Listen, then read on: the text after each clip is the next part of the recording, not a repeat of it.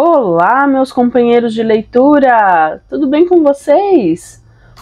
Mais uma quarta-feira, bem-vinda quarta-feira! Última quarta-feira de agosto? É isso? Gente, como passou rápido o ano, hein?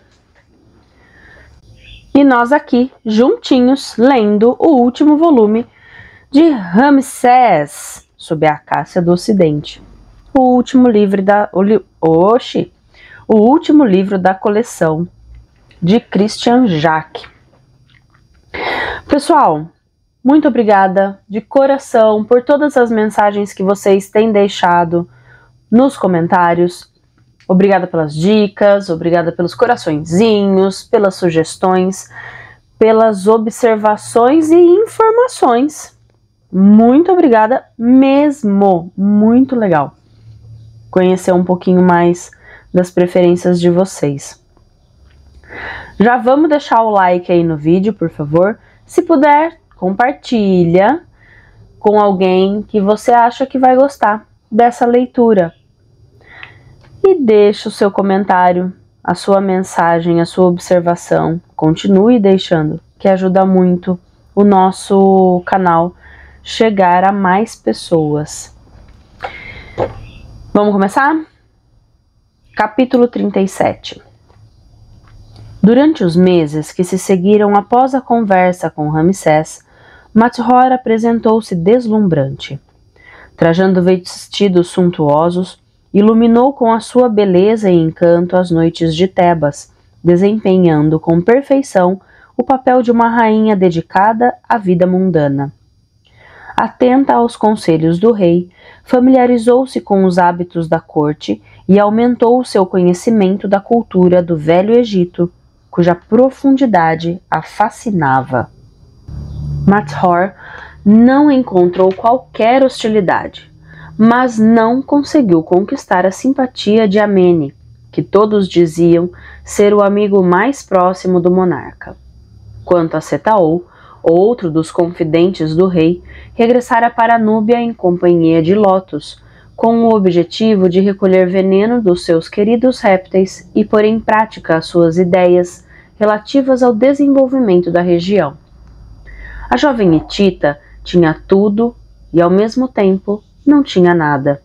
O poder, tão próximo de si, começava a escapar-lhe e a amargura começava a invadir-lhe o coração. Procurava em vão um meio de conquistar Ramsés e pela primeira vez duvidava de si mesma. Mas não daria ao rei a oportunidade de perceber o que sentia. Atordoava-se, então, em festas e divertimentos, dos quais mostrava-se incontestavelmente uma rainha. Naquela noite de outono, Mathor sentiu-se cansada. Despediu as serviçais e estendeu-se sobre a cama com os olhos abertos para melhor sonhar com Ramsés, aquele homem todo-poderoso e inatingível. Um sopro de vento ergueu o véu de linho suspenso em frente da janela. Pelo menos foi o que a hitita julgou por um momento, até ver surgir à sua frente um homem de cabelos longos e torso imponente. Mathor ergueu-se e cruzou os braços sobre o peito. Quem é você? Um compatriota? A luz do luar permitiu à rainha distinguir melhor os traços do visitante inesperado. Uriteshup. Lembra-se de mim, jovenzinha? Como se atreveu a entrar em meu quarto? Não foi fácil, e estou à espreita há horas. Como esse miserável do Serramana não para de me mandar vigiar, esperei muito tempo antes de me aproximar de você. Uriteshup, aquele que matou o imperador Muatal e tentou eliminar o meu pai e minha mãe. Tudo isso já vai longe. Hoje somos 2 hititas exilados no Egito. Está esquecendo quem eu sou? Uma bela mulher condenada a afundar-se num mundo artificial. Sou a esposa de Ramsés e a rainha deste país. Uriteshup sentou-se ao pé do leito. Saia desse sonho, garota. Vou chamar a guarda. Muito bem, chame-a. Uritexup e Mathor desafiaram-se com um olhar. A jovem ergueu-se e serviu-se de uma taça de água fresca. Você não passa de um monstro e um bruto. Por que deveria dar ouvidos a você, o general traidor? Porque pertencemos ao mesmo povo que sempre será o inimigo deste maldito Egito. Pare de divagar. O tratado de paz foi assinado. Pare você de se embalar com ilusões, Mathor. Para Ramsés você não passa de uma estrangeira que em breve será jogada num harém. Você está muito enganado. Então me responda. Ele lhe deu uma só parcela de poder? Mathor permaneceu muda. Aos olhos de Ramsés você não existe. Não passa de uma hitita e da garantia dessa paz que o faraó acabará por quebrar para esmagar um inimigo desmobilizado. Ramsés é astuto e cruel e armou uma sutil emboscada na qual Hattusil caiu. E você, sacrificada pelo seu próprio pai. Continue, Mathor. Aproveite e goze os bons tempos, porque a juventude passa depressa. Muito mais depressa do que você imagina. A rainha deu as costas a Uritexup. Já acabou? Reflita no que acabo de lhe dizer e constatará a verdade das minhas afirmações. Se desejar voltar a me ver, arranje um jeito de me informar, sem alertar Serramana. Que razão eu teria para voltar a vê-lo? O amor por seu país tanto quanto o meu. E porque não aceita nem a derrota e nem a humilhação. Mathor hesitou num longo tempo antes de se voltar. Um vento leve soerguia os cortinados de linho. Uritexup havia desaparecido. Não seria um demônio da noite que teria vindo chamá-la à realidade? Os 6 homens cantavam a plenos pulmões, movendo cadenciadamente os pés mergulhados dentro de um enorme tonel cheio de uvas.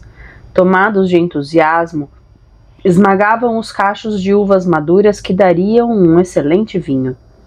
Meio ébrios por causa dos vapores exalados pelo tonel, agarravam-se com mãos mais ou menos firmes aos ramos da parreira.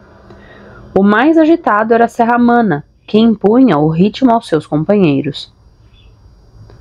Há alguém à sua procura, disse um vinhateiro. Continuem, ordenou Serramana aos seus homens, e nada de demora. O homem era um oficial pertencente à guarda do deserto. De rosto largo, queimado de sol, nunca se separava de seu arco, de suas flechas e de sua espada curta. Estou vindo fazer-lhe o relatório, disse a Serramana. As nossas patrulhas percorrem o deserto da Líbia há vários meses, em busca de Malfi e os separatistas que ele encabeçou. Localizou-os finalmente? Infelizmente não. Aquele deserto é imenso e nós só controlamos a área próxima do Egito. Aventurarmos-nos mais seria arriscado. Os beduínos nos espreitam e previnem Malfi da nossa aproximação. Para nós, é uma sombra inatingível. Serramana ficou decepcionado e contrariado. A competência dos guardas do deserto era indiscutível. O fracasso deles provava a que ponto Malfi era um adversário temível. Existe a certeza de Malfi ter formado uma coligação com várias tribos? Ainda não tenho certeza, respondeu o oficial. Talvez se trate de um boato como tantos outros. Malfi gabou-se de possuir uma adaga de ferro? Não ouvi nada a esse respeito. Deixe montado o dispositivo de defesa. Ao menor incidente, avise o palácio. Como quiser.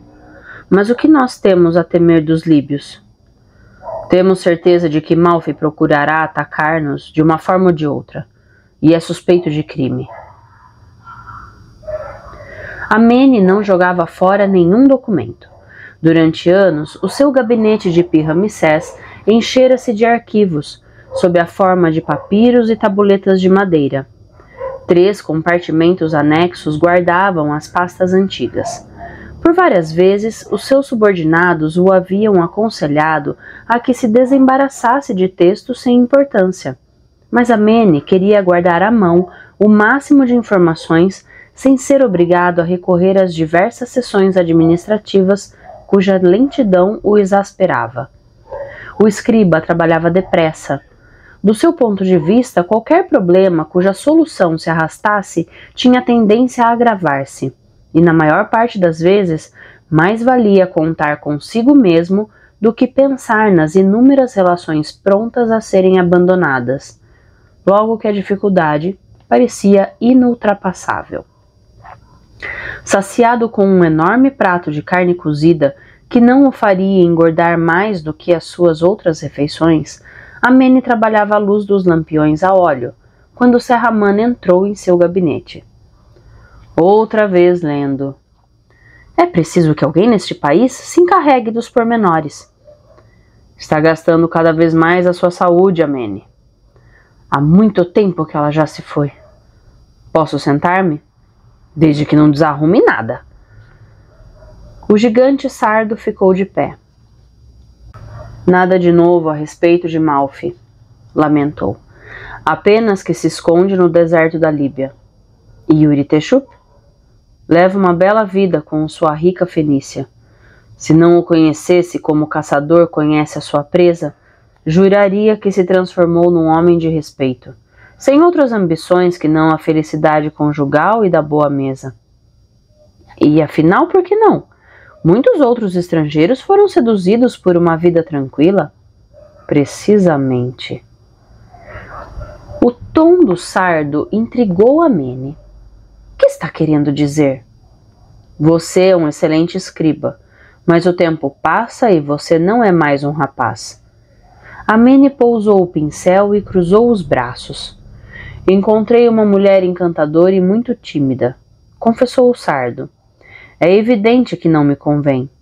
Em contrapartida, você deveria apreciá-la. Pretende casar-me? Eu tenho necessidade de mudar com frequência, mas você seria fiel a uma boa esposa. Amene encolerizou-se. A minha existência é este gabinete e a gestão dos assuntos públicos. Imagina uma mulher aqui, arrumaria tudo como bem entendesse, espalharia a confusão e o caos.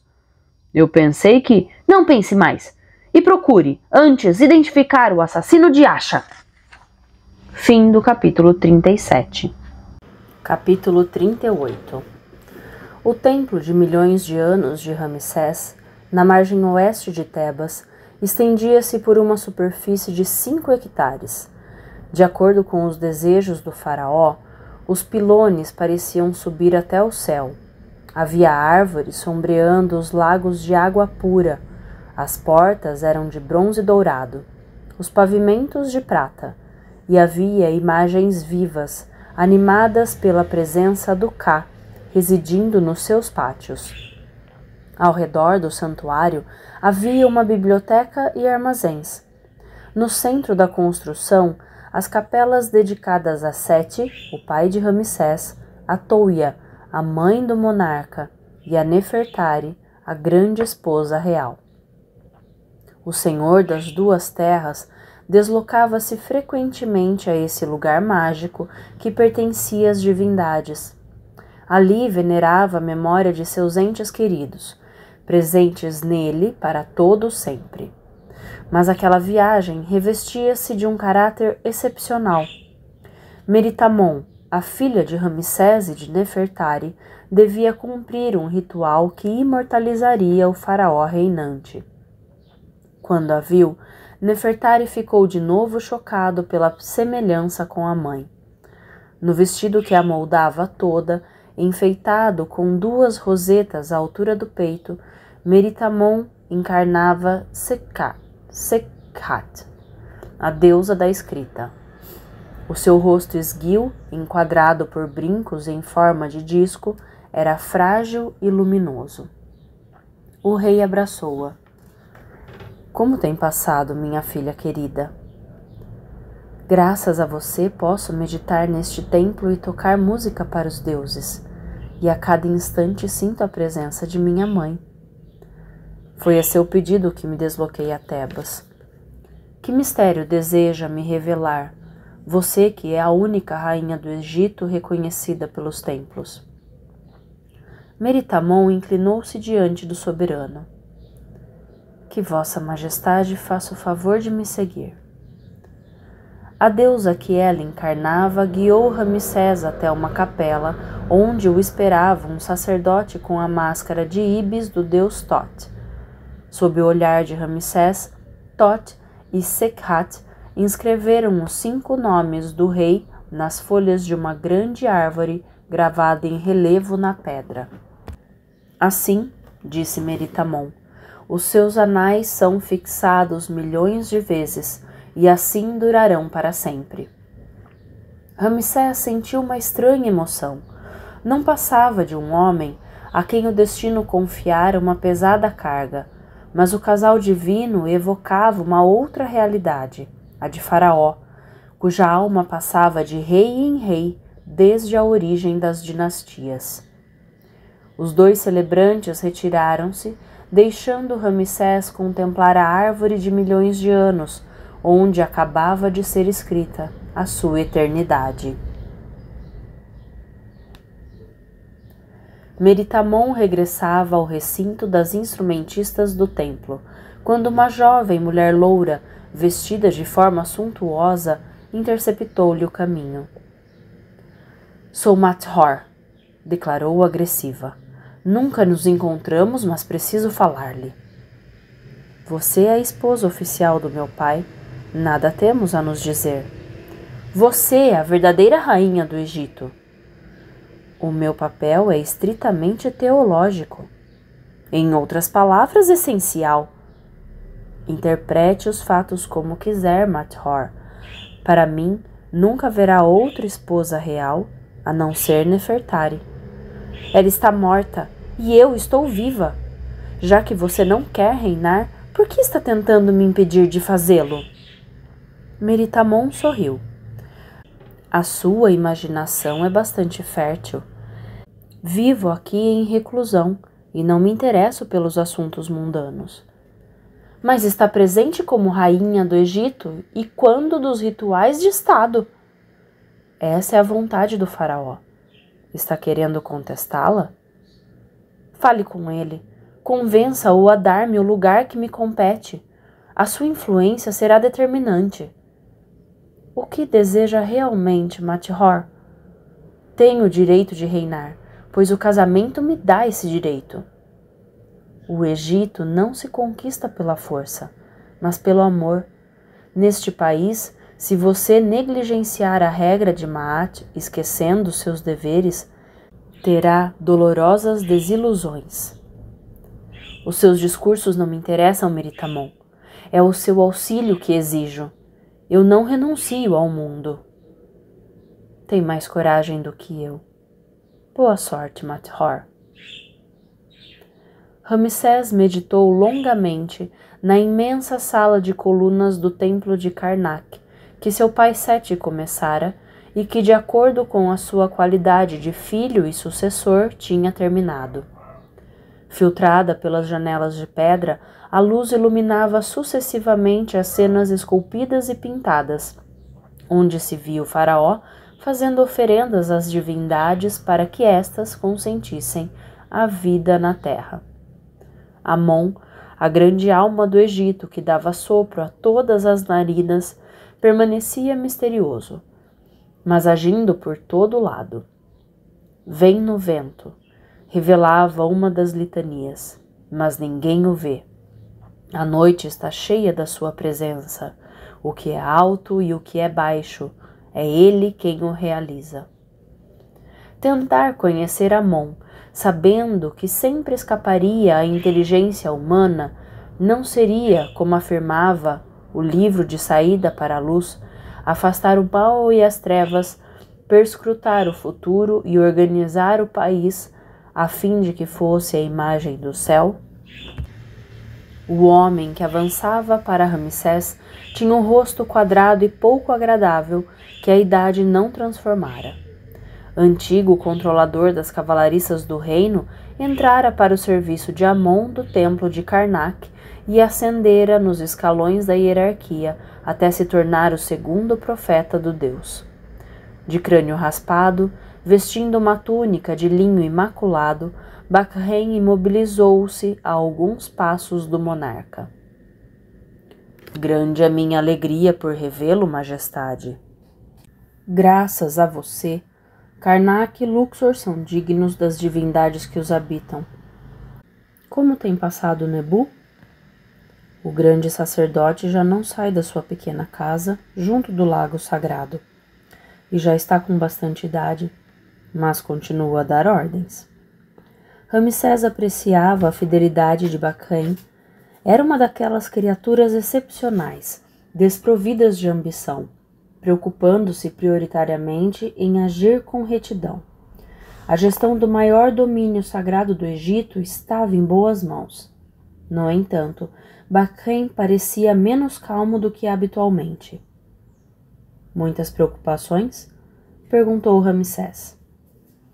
Acabo de receber queixas vindas dos pequenos santuários da região tebana. Em breve estarão sem o Líbano, incenso e mirra, indispensáveis à prática cotidiana dos rituais. Numa emergência, as reservas de Karnak bastarão para lhes acudir.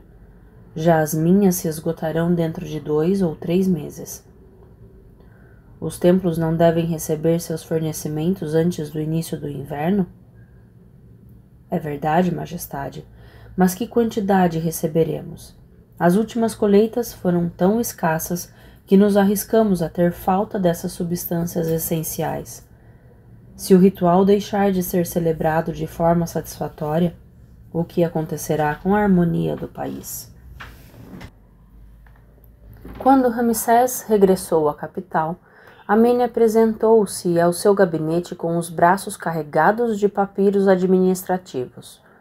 Todos se perguntavam como um escriba de aparência tão frágil tinha a energia necessária para transportar cargas tão pesadas.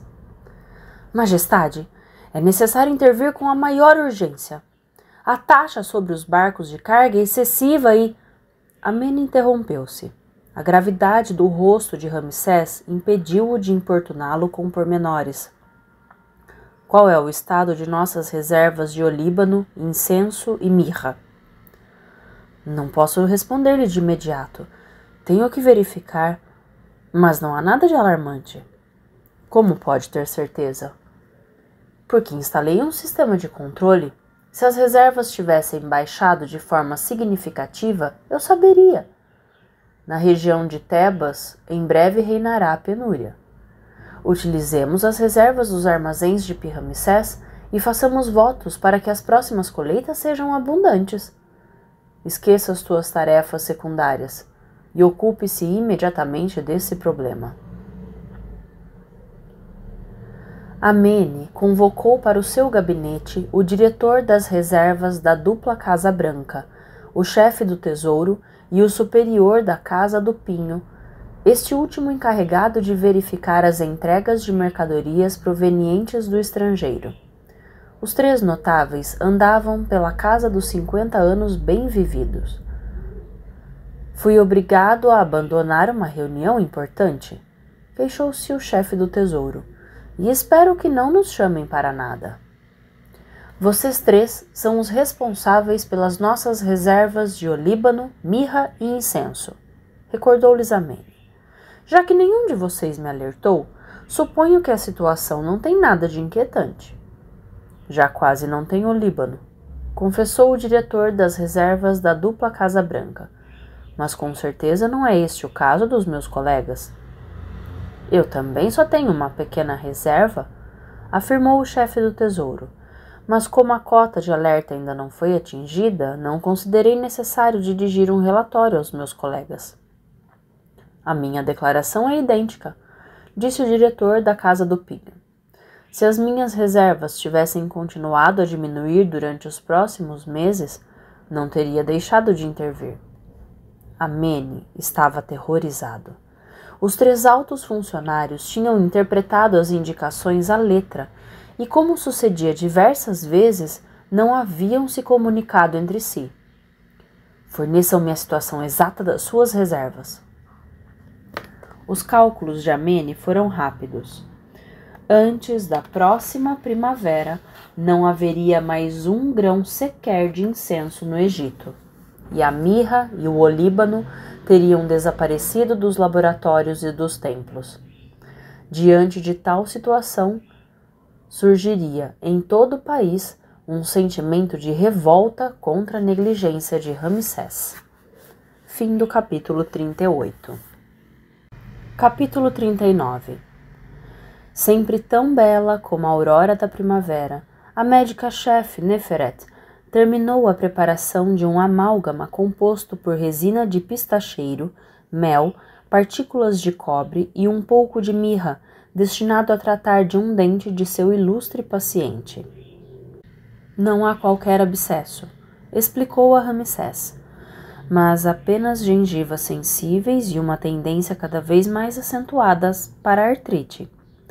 Vossa Majestade não deve se esquecer de bochechar nem das decocções de salgueiro. Mandei plantar milhares de salgueiros ao longo do rio e nas margens dos lagos. Em breve estará à sua disposição grande quantidade de produtos anti-inflamatórios. Obrigada, Majestade. Prescrevo-lhe igualmente uma pasta para mascar, à base de briônia, zimbro, frutos de sicômoro e incenso. Já que me referi ao incenso e à mirra, cuja ação sobre a dor é assinalável, quero lhe informar que esses produtos em breve nos faltarão. Eu sei, Neferet, eu sei. Quando serão entregues aos médicos e cirurgiões? O mais rapidamente possível. Percebendo o embaraço do monarca, Neferet não fez as perguntas que lhe queimavam os lábios. O problema devia ser grave, mas ela confiava em Ramsés para tirar o país daquele impasse. Ramsés tinha meditado longamente diante da estátua do pai Sete, cujo rosto de pedra era animado por uma vida intensa graças ao gênio do escultor. Na austera sala de paredes brancas, a presença de Sete ligava o pensamento do faraó reinante ao do seu predecessor. Quando tinha que tomar decisões que diziam respeito ao futuro do reino, Ramsés nunca deixava de consultar a alma do pai, que o iniciara na sua função mediante uma educação rigorosa que muitos não teriam aguentado. Sete tivera razão. Se Ramsés suportava o peso de um longo reinado, devia-o a essa formação exigente. Mesmo com a maturidade, o fogo que o animava não diminuíra de intensidade, mas a paixão da juventude metaforzeara-se num desejo ardente de construir o seu país e o seu povo como tinham feito os seus antepassados. Quando os olhos de Ramsés se detiveram sobre o grande mapa do Oriente Próximo, que consultava com frequência, o faraó pensou em Moisés, o seu amigo de infância. Também ele queimava-se com um fogo ardente, o seu verdadeiro guia no deserto, em busca da terra prometida. Por diversas vezes, apesar da opinião de seus conselheiros militares, o faraó recusara intervir contra Moisés e os hebreus. Não deviam ir até o limite do seu destino? Ramsés mandou entrar Amene e Serramana. Tomei várias decisões. Uma delas deverá satisfazê-lo, Serramana. Ao ouvir isso, o gigante sardo sentiu uma imensa alegria. Tanit, a sensual fenícia, nunca se cansava do corpo de Uri-Teshup. Embora o hitita a tratasse com brutalidade, curvava-se a todas as suas exigências. Graças a ele, descobria todos os dias os prazeres da união carnal e vivia uma nova juventude. Uri-Teshup tornara-se o seu Deus. Depois de a ter beijado com selvageria, o hitita levantou-se e, no esplendor da sua nudez, espreguiçou-se como um felino. Você é uma potra soberba, Tanit. Por um instante quase me fez esquecer o meu país. Tanit também saiu da cama e, acocorada, beijou as batatas das pernas do seu amante. Somos felizes, muito felizes. Pensemos apenas em nós e no nosso prazer. Partiremos amanhã para sua vila de Fayum. Não gosto dela, meu querido. Prefiro Pi-Ramsés. Assim que chegarmos lá, partirei novamente. E você fará constar que estamos juntos nesse ninho de amor. Tanit ergueu-se e encostou os seus volumosos seios no peito de Uritexup, que a abraçou com ardor. Onde vai? E durante quanto tempo ficará ausente? Você não precisa saber. Quando eu voltar e Serramana interrogar, você apenas dirá estas palavras: não nos separamos nem um segundo. Confie em mim, querido. O Hitita esbofeteou a fenícia, que soltou um grito de dor. Você é uma fêmea, e uma fêmea não deve se meter nos assuntos dos homens. Obedeça e tudo correrá bem. Uritexup estava partindo para reunir-se a Malfi no intuito de interceptarem a caravana de olíbano, mirra e incenso e destruírem os preciosos produtos. Com aquele desastre, a popularidade de Ramsés seria gravemente afetada e a perturbação dominaria o país, criando as condições propícias para um ataque surpresa dos líbios. No Hati, o partido hostil à paz com o Egito expulsaria Hattusil do seu trono e chamaria Uritexup, o único chefe de guerra capaz de vencer os exércitos do faraó. Uma serviçal, assustada, surgiu no limiar da porta. Senhora, é a guarda do faraó, um gigante com capacete e armado. Mande-o embora, ordenou Tanit. Não, interveio Uritexup. Vejamos o que quer o nosso amigo Serramana. Ele que espere, que nós já vamos. Recuso-me a receber esse brutamontes. Pelo contrário, minha linda, esqueceu que somos o casal mais apaixonado deste país? Coloca um vestido que deixe os seios nus e asperja-se com perfume. Um pouco de vinho, Serramana? Perguntou Uritexup, apertando nos braços uma lânguida Tanit. Estou em missão oficial. E o que essa missão tem a ver conosco? Perguntou a fenícia. Ramsés concedeu o direito de asilo a Uritexup em tempos difíceis e alegra-se hoje pela sua integração na sociedade egípcia. É por isso que o rei lhe concedeu um privilégio do qual poderá se orgulhar. Tanit ficou espantada. De que se trata? A rainha vai fazer uma visita a todos os haréns do Egito, onde, em sua honra, serão organizadas inúmeras festividades. Tenho o prazer de lhe anunciar que você faz parte do número de seus convidados e que a acompanhará durante toda a sua viagem. É maravilhoso! Exclamou a fenícia. Não parece satisfeito, Uritexup, comentou o sardo. Claro que sim, um hitita. Não é a rainha Mathor também de origem hitita? E você é casado com uma fenícia. O Egito é muito acolhedor quando respeitam as suas leis.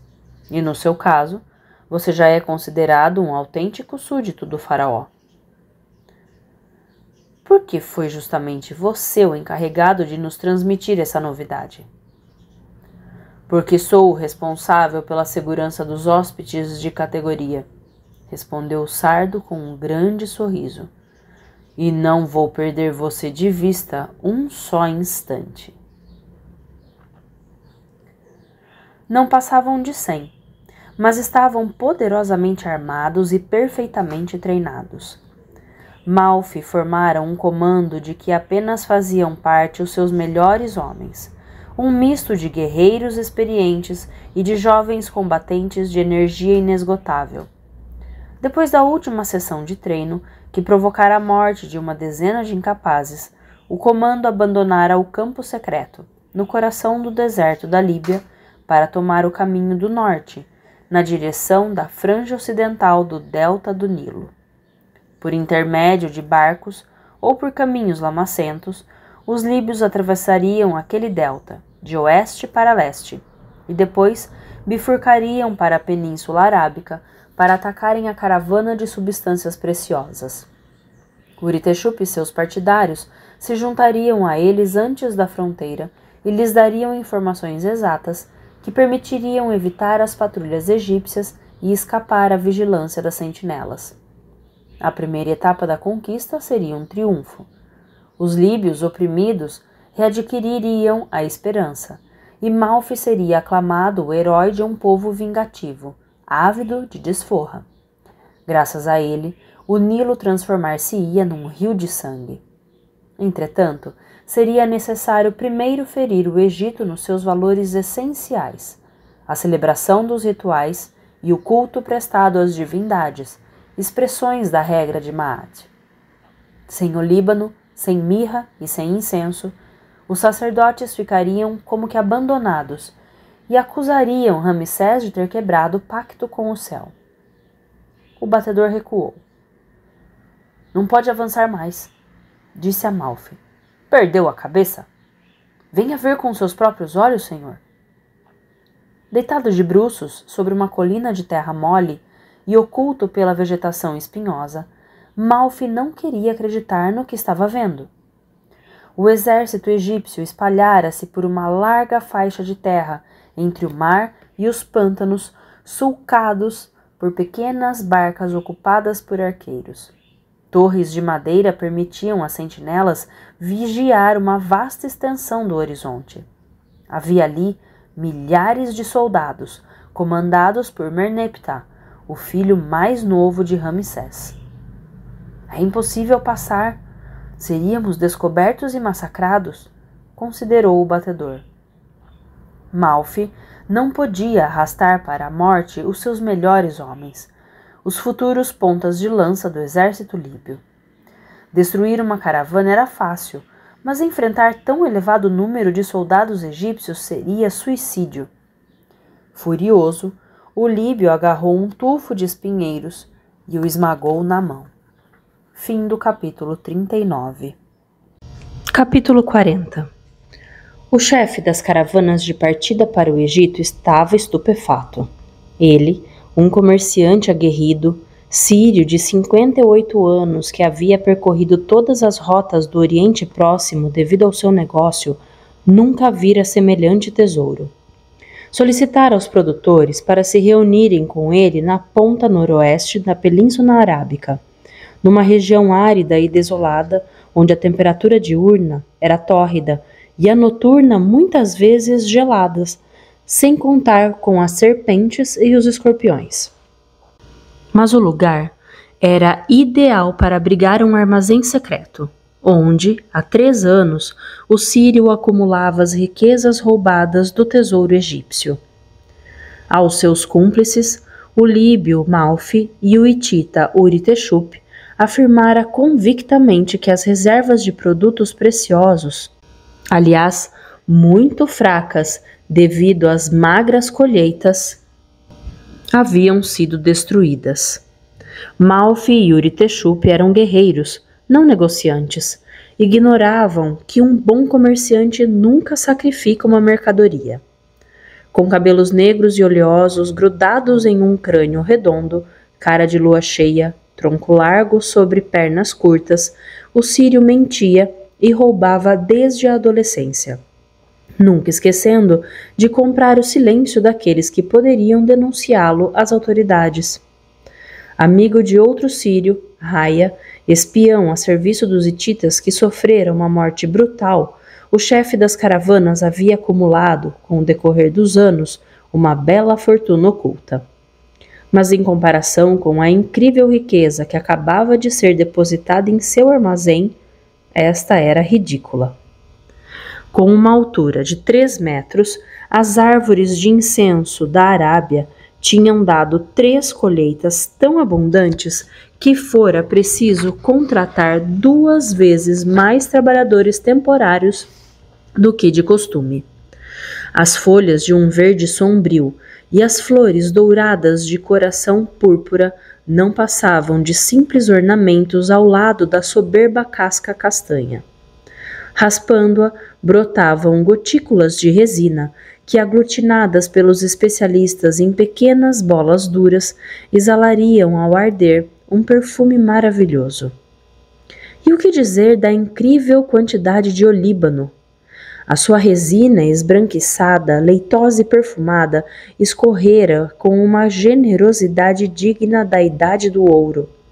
As pequenas lágrimas em forma de pera, brancas, cinzentas ou amarelas, tinham feito chorar de alegria o chefe das caravanas. Conhecia as inúmeras virtudes daquele produto caro e muito procurado, antisséptico, anti-inflamatório e analgésico, em unções, em emplastros, em pó ou mesmo em bebida. Os médicos egípcios utilizavam-no para lutar contra os tumores, as úlceras, os abscessos, as oftalmias e as otites. O olíbano estancava as hemorragias e apressava a cicatrização das feridas. Era verdadeiramente um contraveneno. Neferet, a célebre médica-chefe das duas terras, pagaria preço de ouro o indispensável olíbano. Isso sem contar a borracha resina verde de gálbano, a resina escura de ládano, o óleo espesso e resinoso do balsameiro e a mirra. O sírio estava quase em êxtase. Que negociante imaginaria possuir um dia uma fortuna igual àquela? O sírio não se esquecera de preparar um logro em intenção aos seus aliados, enviando uma caravana pelo caminho onde o aguardavam Uri-Teshup e Malfi. Não teria cometido um erro enviando apenas um modesto carregamento? A verdade é que já circulavam rumores. Falava-se de uma colheita extraordinária e esses boatos podiam chegar rapidamente aos ouvidos do hitita e do líbio. Como ganhar tempo? Dentro de 2 dias receberia comerciantes gregos, cipriotas e libaneses a quem venderia o conteúdo de seu armazém antes de fugir para Creta, onde gozaria uma aposentadoria feliz. Seriam 2 dias intermináveis, durante os quais recearia ter que se defrontar com um dos seus temíveis aliados. Um hitita deseja lhe falar, avisou-o um dos seus servidores. A boca do sírio ficou seca, e os olhos começaram a arder. Era catástrofe. Desconfiado, Uri-Teshup vinha pedir-lhe explicações. E se o hitita o obrigasse a abrir o armazém? Seria melhor fugir ou tentar convencer o ex-general-chefe do exército hitita? Desesperado, o sírio foi incapaz de tomar uma decisão. Entretanto, o homem que veio ao seu encontro não era Uri-Teshup. Você é hitita? Sou. E é amigo de... Nada de nomes. Sim, sou amigo do general, do único homem capaz de salvar o Hat da desonra. Muito bem, muito bem. Que os deuses lhe sejam favoráveis. Quando voltarei a vê-lo? Deverá ser paciente. Não lhe aconteceu nada de mal, não é?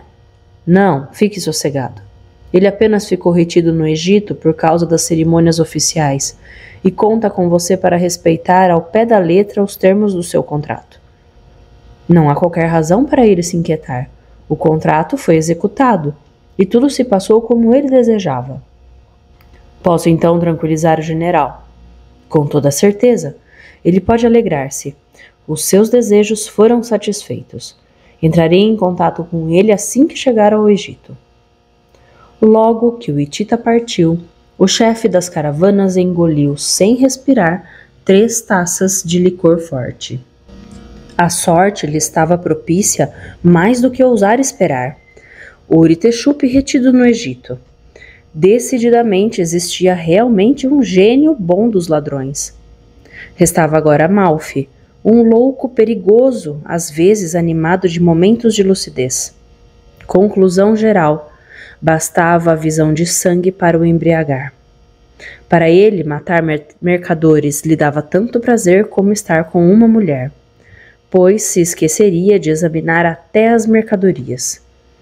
Mas, se ficasse desconfiado, procuraria o chefe das caravanas com uma fúria de demente. O sírio tinha muitas qualidades, mas não a da coragem física. Enfrentar Malfi era muito superior às suas forças. Ao longe, surgiu uma nuvem de poeira. O negociante não esperava ninguém Então só podia ser o Líbio e o seu grupo de assassinos. Resignado, o sírio deixou-se cair sobre uma esteira. A sua sorte tinha mudado. Malfi cortar-lhe-ia o pescoço com requintes de maldade, fazendo-o morrer lentamente. A nuvem de poeira deslocava-se bem devagar. Cavalos? Não, teriam avançado mais depressa. Burros? Sim, eram burros. Uma caravana, portanto. Mas vinha de onde? Reconfortado, mas intrigado, o comerciante ergueu-se e não perdeu mais de vista o cortejo de quadrúpedes pesadamente carregados que avançava no seu próprio ritmo, com passo seguro. Então reconheceu os homens da caravana. Eram os mesmos que ele enviara para a morte, pelo caminho onde os esperaria Malfi. Não estaria sendo vítima de uma miragem? Não, pois viu que se aproximava o chefe da caravana, um compatriota mais idoso do que ele. Fez boa viagem, amigo? Sem problemas. O chefe das caravanas dissimulou a sua estupefação. Não houve nenhum incidente? Nenhum. Temos pressa de beber, comer, lavar-nos e dormir. Vai tratar do carregamento? Claro, vá descansar. A caravana sã e salva, o carregamento intacto. Só havia uma explicação possível. Malfi e os líbios tinham sido detidos. Talvez o guerreiro louco tivesse sido morto pela guarda do deserto. A sorte e a fortuna. A vida concedia todas as felicidades ao sírio, como fizera bem em correr riscos. Um pouco embriagado, correu até o armazém, cuja chave só ele possuía. Parou atônito. O ferrolho de madeira estava quebrado. Lívido, o chefe das caravanas empurrou a porta. À sua frente, diante do amontoado de tesouros, um homem de crânio raspado, vestido com uma pele de pantera. Quem é você? Cá, o grande sacerdote de Mênfis e filho mais velho de Ramsés. Vim buscar o que pertence ao Egito. O sírio empunhou a sua adaga.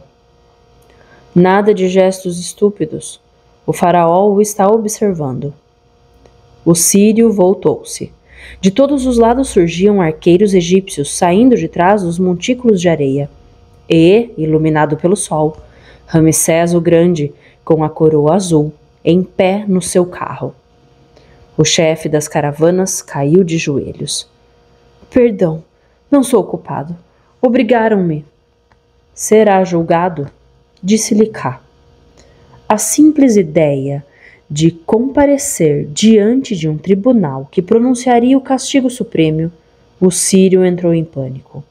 Com a adaga erguida, lançou-se sobre um arqueiro que se aproximava dele para lhe colocar as algemas de madeira e espetou-lhe a lâmina no braço. Considerando seu companheiro em perigo de morte, 3 outros arqueiros não hesitaram em disparar os seus arcos. O sírio caiu, com o corpo trespassado de flechas. Apesar da opinião contrária de Amene, Ramsés fizera questão de encabeçar pessoalmente a expedição. Graças às informações fornecidas pela guarda do deserto e à utilização de sua vara de radiestesia, o rei havia localizado o ponto de reunião clandestino das caravanas desviadas e descobrira, igualmente, um outro fato estranho, cuja veracidade queria verificar. O carro do faraó avançou pelo deserto, seguido por uma legião de outros carros militares.